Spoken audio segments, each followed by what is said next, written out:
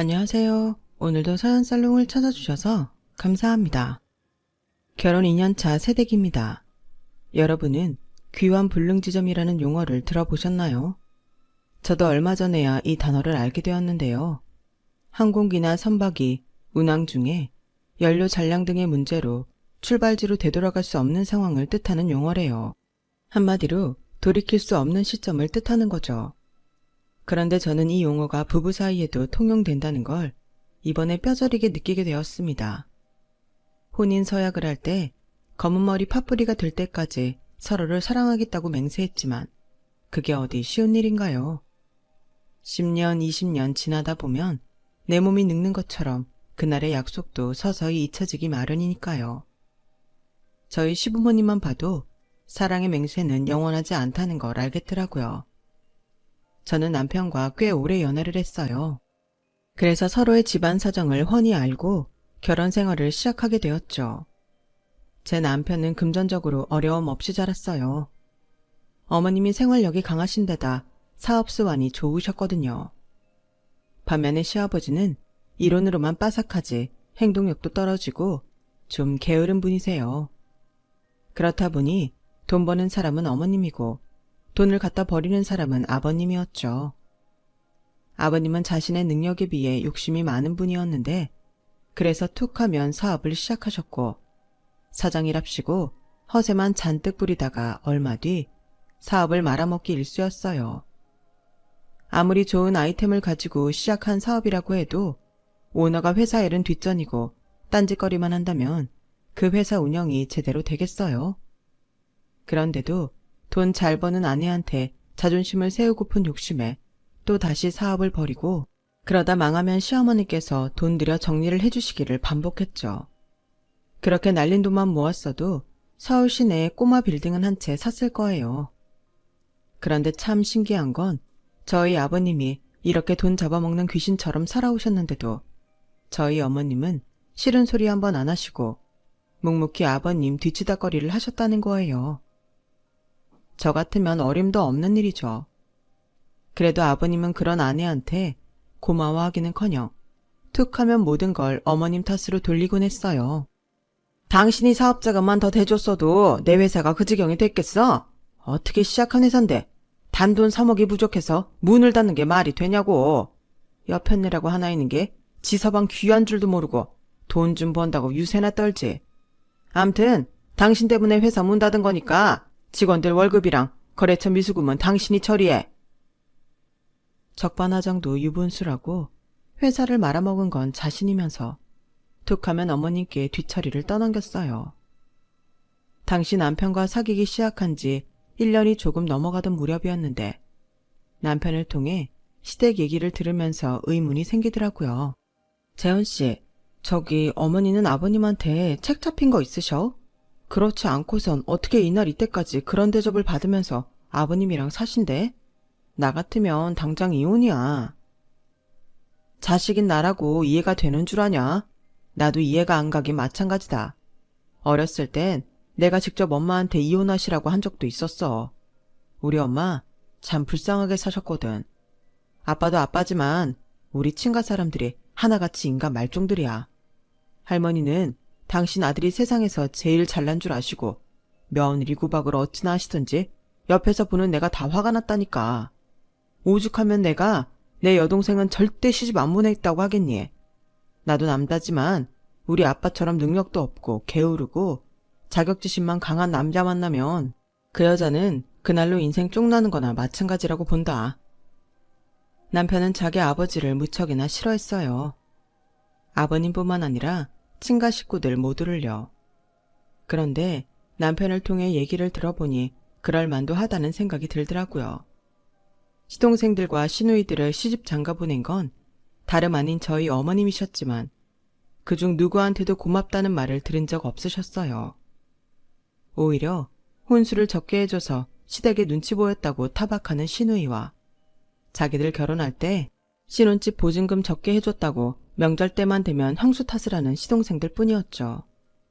명절이고 제사고 누구 하나 일어나서 일 거두는 사람 없이 어머님 혼자 모든 걸 다 떠맡으며 사셨어요. 어릴 때부터 자기 엄마가 친가 사람들한테 이용만 당하는 모습을 보고 자란 남편은 자기라도 엄마를 도우려고 주방에 들어가 어머님 일손을 돕곤 했었대요. 그래서 그런가 제 남편은 저보다도 음식 솜씨가 더 좋아요. 아들은 자기 아버지를 닮는다고 하지만 난 아니야. 난 결혼하면 내 아내한테 절대 우리 아버지처럼은 안 할 거야. 그러니까 은주 넌 걱정할 거 없어. 그 말을 어떻게 믿어? 그런지 아닌지는 살아봐야 알지.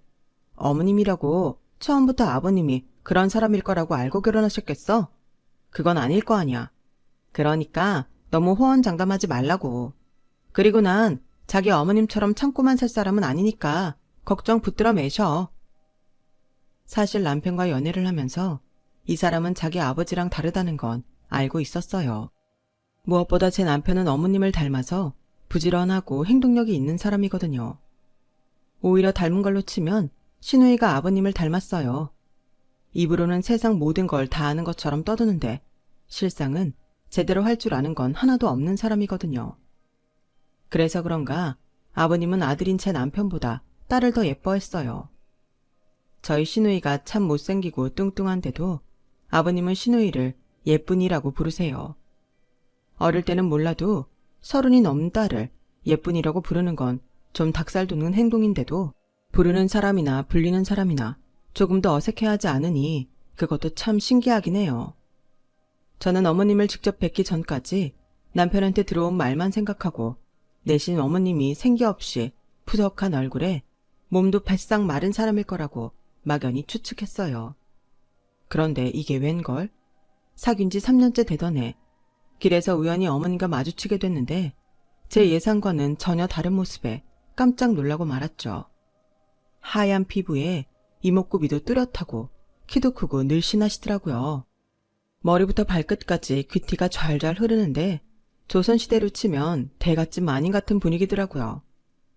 아니, 이런 사람이 뭐가 부족해서 그런 대접을 받고 산대? 어머님을 보자마자 이 생각부터 들더라고요. 은주야, 우리 엄마 예쁘지? 근데 이런 거 다 사기야. 외모는 천상 여잔데 속에는 상남자가 들어있거든. 일할 때 보면 어지간한 남자들도 우리 엄마 앞에선 깨갱한다니까. 완전 대장부 스타일이야. 아들, 그거 엄마 칭찬하는 거 맞아? 왠지 놀리는 거 같은데? 여자친구 앞이라고 까부는 거 보니 엄마한테 용돈 받기 싫은 모양이다? 은주라고 했지? 재현이한테 얘기 많이 들었어. 실제로 보니까 훨씬 예쁘네. 이거 우리 아들 잘 봐달라고 주는 뇌물이니까 맛있는 거 사 먹어. 어머님은 제 손에 10만 원짜리 수표를 3장이나 쥐어주시면서 나중에 또 보자는 말을 남기곤 가셨어요. 살면서 남자친구 엄마한테 용돈을 받게 되리라고는 생각해 본 적이 없던 터라 이걸 받아도 되는 건지 망설여지더라고요. 당연히 받아도 되지. 우리 엄마가 아무한테나 용돈 쥐어주는 사람 아니야. 우리 엄마는 뼛속까지 사업가거든. 사람 보는 눈이 얼마나 좋은 줄 알아? 너 딱 보고 괜찮다 싶으니까 용돈도 주신 거라고. 정말이야. 그 후로도 어머님은 저와 마주칠 때마다 용돈을 주셨어요. 언젠가 어머님과 둘이 맥주를 마실 기회가 있어서 이런저런 얘기를 했는데요. 그때 어머님이 그러시더라고요. 재현이 통해 은준의 사정 들었어. 등록금 마련하느라 이번 학기도 휴학할 거라며. 실은 나도 친정이 어려워서 엄청 힘들게 살았거든. 창피한 얘기지만 나 중학교밖에 못 나왔어. 그것 때문에 시집 식구들한테 얼마나 손가락질 받고 살았나 몰라. 도박에 미쳐서 딸 자식 등록금까지 들고 나간 아버지만 아니었다면 내가 이런 수모 안 당하고 살았을 텐데 얼마나 원망했나 몰라. 공장에 출근하다가 세라카라 교복 입고 학교 가는 친구들이랑 마주칠 때마다 창피해서 쥐구멍에라도 숨고 싶은 심정이었어. 못 배운 사람이 어찌나 크든지 결국 30 넘어서 주부학교에 다녔지 뭐니. 거기서 고등학교 과정 이수하고 졸업장을 받았는데 그렇게 눈물이 나더라고. 이깟 종이 한 장 때문에 그동안 당한 서름이 너무 커서 그랬었나 봐. 은주야, 집안 형편 때문에 자주 휴학한다는 얘기 들었어. 공부도 꽤 잘한다던데 차라리 빨리 졸업하고 취직해서 제대로 돈 버는 게 낫지 않겠니? 학비는 아줌마가 대줄 테니까 돈 걱정 말고.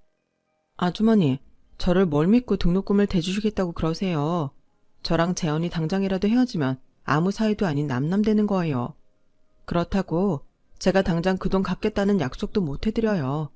그러니까 마음만 감사히 받겠습니다. 사실 그때까지만 해도 제가 남편과 결혼까지 갈 거라는 생각은 하지 않았던 터라 어머님께 도움을 받을 이유는 없다고 생각했어요. 돈을 갚을 자신도 없었고요. 그런데도 어머님은 한사코 도움을 주시겠다고 하시더군요. 너희가 헤어져도 난 너한테 돈 돌려받을 생각 없어. 난 널 보고 투자를 하는 거지 내 아들 여자친구라서 투자하겠다는 게 아니야. 내가 이래봬도 사람 보는 눈이 좀 있거든. 그러니까 내 도움 받아. 난 은주 네 미래에 투자하려는 거니까. 그 말을 하는 아주머니 눈빛은 따뜻했지만 무척이나 강해 보였어요. 남편 말 맞다나 대장부 스타일이라고요. 저는 그렇게 어머님의 도움을 받아 무사히 대학을 졸업할 수 있었어요. 그리곤 취직을 하고 처음 받은 월급의 3분의 1을 들고 어머님을 찾아갔어요. 저도 이제 취직했으니까 돈 갚을 수 있을 것 같아요. 매달 월급의 일부 중 제가 갚을 수 있는 만큼만 갚아 나갈게요. 월급이 올라가면 올라가는 대로 더 많이 갚을 수 있을 거예요. 제가 남의 돈 공짜로 받는 건 싫어하거든요. 세상에 공짜는 없는 거잖아요. 그러니까 받아주세요. 그래, 네가 정 그러고 싶다면 그렇게 해. 애초에 받으시든 안 받으시든 그 돈은 내 돈이 아니라고 생각했기 때문에 돈에는 미련이 없었어요. 그래도 내심 의외라는 생각이 들긴 하더라고요. 평소 어머님이라면 그 돈을 그렇게 쉽게 받아주시진 않을 것 같았거든요. 그런데 그게 다 생각이 있으셔서 그랬던 거더라고요. 그 후로 수년 뒤에 저희가 결혼을 하기로 하자 하루는 어머님이 저를 부르셨어요. 그리곤 통장을 건네시더라고요. 그동안 번 거 나한테 갚느라 모아놓은 돈도 별로 없지? 결혼하는데 한두 푼 드는 것도 아닌데 그렇다고 부모님한테 손 벌릴 수 있는 처지도 아니잖아. 이 돈은 처음부터 은주한테 돌려주려고 받아둔 거였어. 그러니까 받아. 이제 내 며느리 될 사람인데 결혼도 하기 전부터 돈 때문에 마음고생하는 거 난 싫다. 그래도 지금껏 열심히 갚아줘서 고마워. 역시 내가 사람 하나는 잘 본 것 같다. 결국 제가 그동안 갚아온 돈은 제 결혼자금으로 돌아왔어요. 어머님은 이 일을 우리 둘만의 비밀로 간직하자고 하셨어요. 남편한테도 비밀로 하라고 신신당부하셨죠. 이렇게 멋진 분을 시어머니로 만나게 돼서 정말 다행이다 생각했어요. 살면서 고부간의 갈등을 겪게 된다고 해도 그동안 어머님한테 받은 은혜를 생각하면 그리 서운하지는 않을 것 같았어요. 그런데 이런 성급한 제 결심은 시작도 하기 전에 쓸모없게 되었지 뭐예요. 결혼식을 2달여 앞두고 어머님이 교통사고를 당하신 거예요. 어머님이 타고 있던 차가 폐차해야 하는 수준이 될 정도로 엄청 큰 사고여서 어머님 상태도 무척 심각했어요. 긴급 수술을 하고 이후에도 한 차례 더 수술을 했지만 어머님은 깨어나지 않으셨어요. 말 그대로 식물인간이 되신 거예요. 이런 마당에 결혼식을 올리는 건 무리라고 여겨져서 일단 결혼은 미루기로 했어요. 수술도 잘 됐다고 하고 어머님 모습만 봐서는 당장이라도 깨어나실 것만 같았지만 1년이 지나도록 어머님은 깨어날 기미가 보이지 않았어요. 아버님은 더 이상 결혼을 미룰 수는 없다시며 더 늦기 전에 결혼식을 올리라고 하셔서 그해 가을에 식을 올렸어요. 어머님 회사는 오랜 세월 어머님과 함께 일해온 분들이 관리해 주셔서 아직까지 큰 문제는 없었어요. 비록 바지사장 노릇이기는 해도 아버님이 종종 회사 일을 돌보기도 하셨고요. 문제는 따로 있었어요.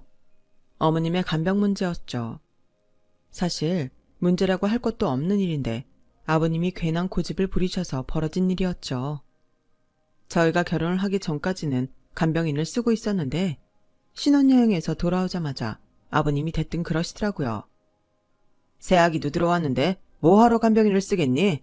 어차피 하루 종일 누워만 있는 사람 크게 손갈 것도 없으니까 새아기 네가 간병 맡아라. 아버님, 그럼 저는 회사는 어쩌고요? 저도 마음 같아서는 제가 어머님 돌보고 싶어요. 하지만 상황이 그렇게는 안 되잖아요. 차라리 평일엔 간병인 쓰시고 주말은 제가 병상 지킬게요. 현재 상황으로선 그게 최선이에요. 넌 누굴 닮아서 시애비한테 따박따박 말대꾸냐? 내가 말하지 않든 어차피 손갈 거 없는 사람이니까 출근 전에 와서 잠깐 보고 퇴근하고 와서 보면 되잖아. 그게 뭐 어려운 거라고 되도 않게 핑계를 대. 그리고 넌 친정도 가난해서 없이 살아온 애가 돈 무서운 것도 모르냐? 간병비가 한두 푼 드는 줄 알아. 네가 조금만 부지런하게 움직이면 다 해결되는 걸. 어디서 건방지게 돈 쓸 궁리부터 해. 네가 네 CM이 간병비 될 거냐? 그런 거라면 간병이를 부르든 말든 내 관여 안 하마. 평생 제대로 생활비 한 번 가져와 본 적 없는 아버님은 어머님 병원비랑 간병비 나가는 거를 극도로 예민하게 구셨어요. 마치 엄한 돈 빠져나가는 것처럼 아까워하셨죠. 물론 어머님이 하루빨리 깨어나셔서 전처럼 건강하게 사실 수 있다면 더할 나위 없겠지만 그렇지 못한 상황에 어머님께 들어가는 돈 아까워하는 건 너무한 거 아닌가요? 하지만 호랑이가 사라진 상황에 여우가 왕노릇하는 건 당연한 일이라 아버님의 독단에 따를 수밖에 없었어요. 사실 어머님이 그렇게 되시고 두세 달쯤 지났을까요? 어머니 밑에서 수십 년을 일해온 김 실장님이 제 남편을 찾아온 적이 있었어요. 어머님이 언제 깨어나실지 모르는 상황에 대표 자리를 마냥 비워둘 수만은 없다는 얘기를 하셨어요.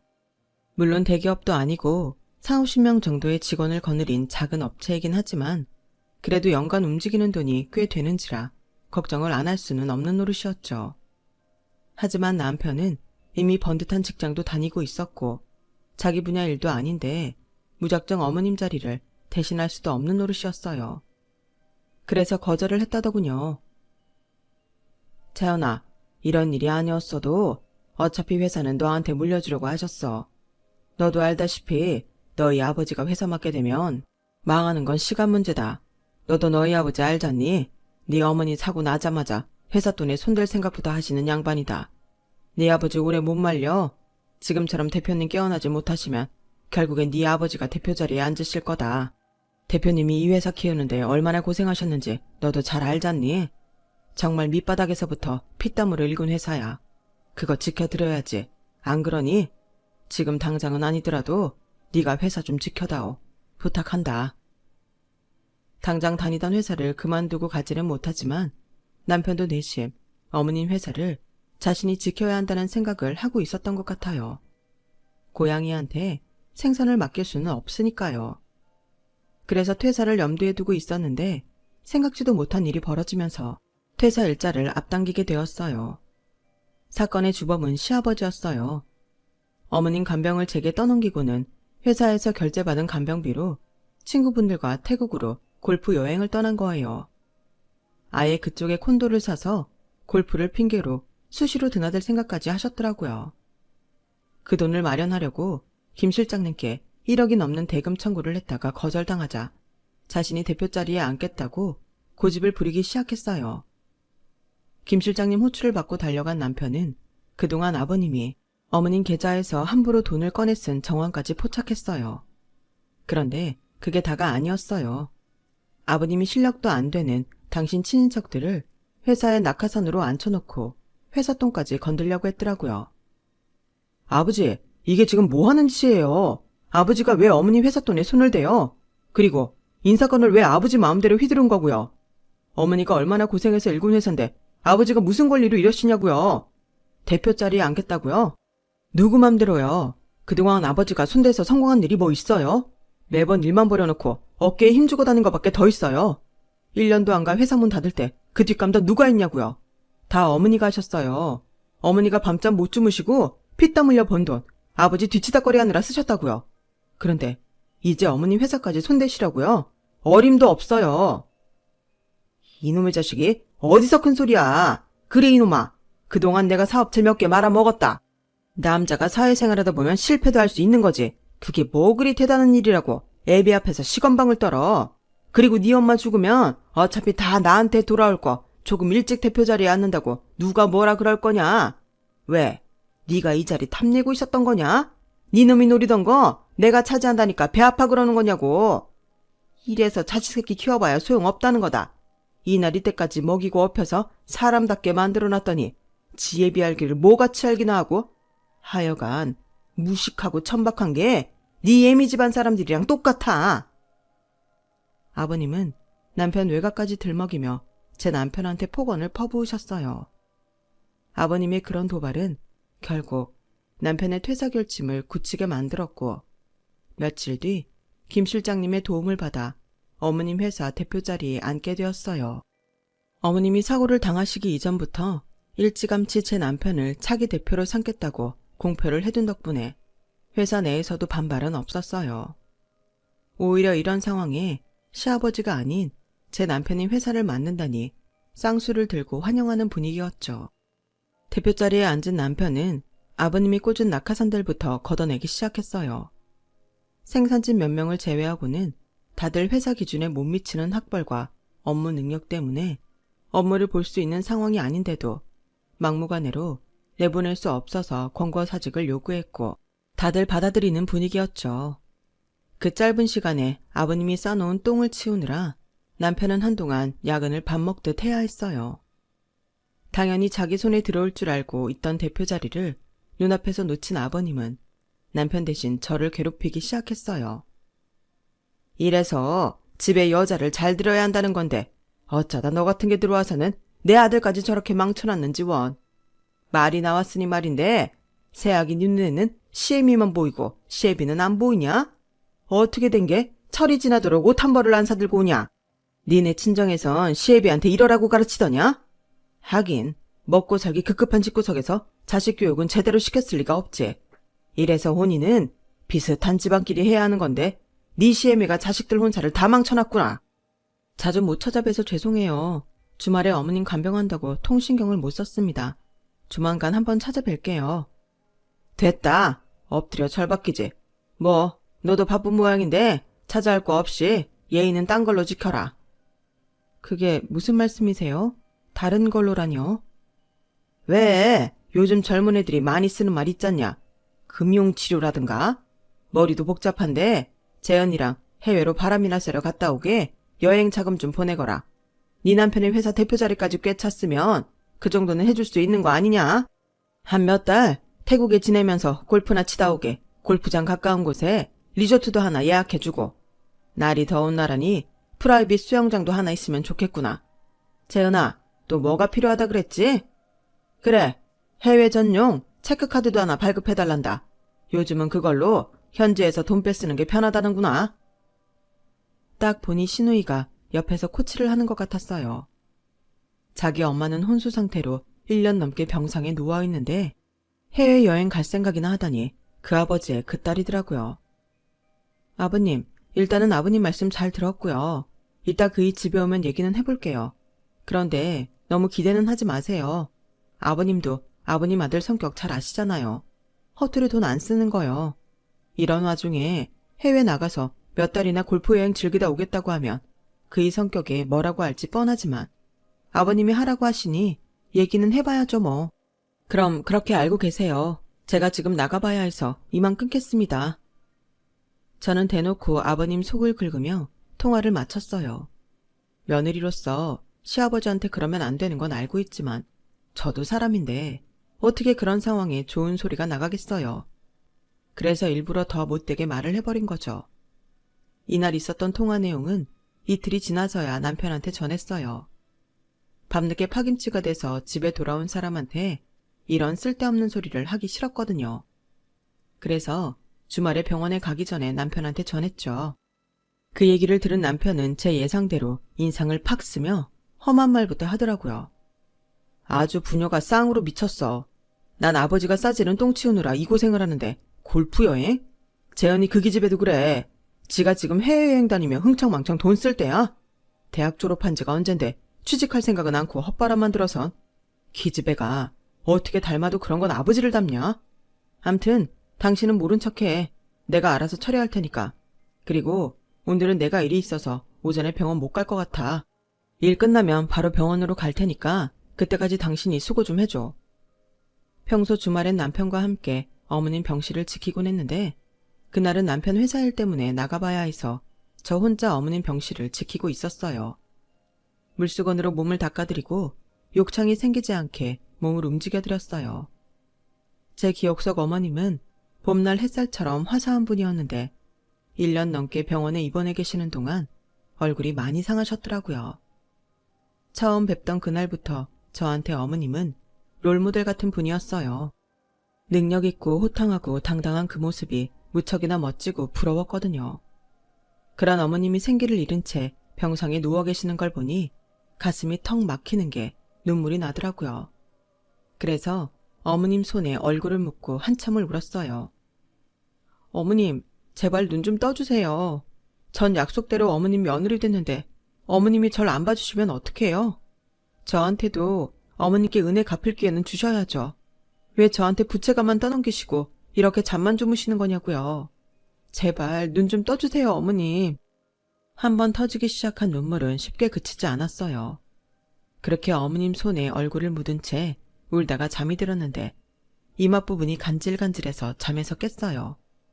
하도 울어서 퉁퉁 부은 눈으로 고개를 들어봤는데 글쎄 어머님이 멍하게 저를 바라보시곤 손가락을 살짝살짝 움직이고 계시지 뭐예요. 내가 아직 잠에서 덜 깼나 싶어서 볼을 꼬집어 봤는데 아프더라고요. 어머님, 정신이 드세요? 급한 마음에 일단 호출기를 누르고 어머님 옆에서 떠들어댔어요. 정신이 드시냐고, 제가 누군지 알겠냐고 쉬지 않고 떠들었더니 어머님이 인상을 쓰시더라고요. 그리곤 어눌한 말투로 한마디 하셨어요. 시끄러. 그 한마디를 듣고 나니 꽉 막혔던 가슴이 뻥 뚫리는 것 같았어요. 아마 모르긴 해도 어머님이 그때 욕을 하셨어도 저는 신나서 좋아했을 거예요. 기적적으로 어머님이 깨어나신 이후 저희 시댁에 많은 변화가 있었어요. 일단 어머님은 정식으로 제 남편한테 회사를 물려주셨고 아버님과는 별거를 시작하셨어요. 그리고 아버님 집안의 제사를 비롯해 집안 행사엔 일절 참여하지 않겠다고 하셨죠. 그뿐 아니라 아버님과는 금전적으로 딱 선을 그으셨어요. 죽다 살아나니 이제야 내가 정신이 드나 봐요. 그동안 내가 왜 그렇게 당신이랑 당신 집 식구들한테 개처럼 충성하고 살았는지 모르겠네요. 그동안 당신이 나한테 끼친 금전적 손해는 배상하라는 말은 안 할게요. 대신 앞으로는 나한테 기댈 생각 말아요. 당신뿐만 아니라 당신 동생들도 마찬가지예요. 내가 병원에 있는 동안 내 걱정은 고사하고 내 돈 챙기는 거에만 급급했던 인간들한테 내가 뭘 더 해야겠어요. 그리고 재현이 너도 월세 원로만 해줄 테니 나가 살아. 네 손으로 편의점 아르바이트를 하든 배달 일을 하든 돈 벌어서 월세도 내고 밥도 사 먹고 살아. 피 한 방울 안 섞인 네 새언니도 주말마다 쉬지도 못하고 병원에서 지내는데 어떻게 딸이란 년이 다 죽어가는 엄마를 모른 척하고 해외여행 갈 생각이나 하고 있니? 네가 그러고도 내 딸이야? 엄마, 그건 오해야. 나도 취직 준비하느라 바빠서 그랬지. 안 그랬으면 내가 간병했을 거야. 여드의 삶은 호박에 이 안 들어갈 소리 그만해. 네가 취직 준비를 언제 했다고 그래? 허구한 날 노트북으로 미드나 보고 인터넷 쇼핑이나 하는 주제에. 너 그간 자격증 하나라도 따놓은 거 있어? 영어 성적은 좀 올렸냐고. 하나도 안 했지? 그러면서 취직? 내가 사장이라도 너같이 게을러 빠지고 능력 안 되는 애는 직원으로 안 뽑겠다. 암튼 난 할 말 다 했으니까 당신이랑 재은이는 이번 주까지 내 집에서 나가. 어머님은 아직 거동이 불편하셔서 휠체어를 이용하셔야 했지만 정신은 멀쩡히 돌아오신 덕분에 예전 모습대로 카리스마 넘치게 상황을 정리하셨어요. 이런 분이 그동안 왜 그렇게 아버님과 시댁 식구들한테 저자세로 살아왔는지 이해가 안 될 정도였죠. 그런데 얼마 지나지 않아 어머님을 통해 그 이유를 들을 수 있었어요. 시아버님 때문이야. 아버님한테 내가 참 많이 의지하고 살았거든. 아버님은 내가 다니던 공장 사장님이었는데 어린 게 열심히 산다고 참 예뻐해 주셨지. 시댁에서 반대하는 결혼도 아버님 덕분에 할 수 있었고 아버님이 살아계시는 동안은 정말 부녀지간처럼 지낼 수 있었어. 공장이 남의 손에 넘어가고 그 바람에 아버님이 충격으로 세상을 떠나시고 난 뒤에는 정말 세상에 나 혼자 남은 기분이 들더라. 어디에서 마음 둘 곳이 없었어. 그래서 더 이를 악물고 일을 했는지도 모르겠다. 근데 이제 나도 할 만큼은 한 것 같아. 아버님에 대한 감사는 이걸로 끝내려고. 언젠가 TV에서 들었는데 귀환 불능지점이라는 게 있다더라. 모든 상황과 관계엔 돌이킬 수 없는 순간이 있기 마련이라는 거지. 네 시아버지와 나 사이엔 지금이 바로 그 시점인 것 같다.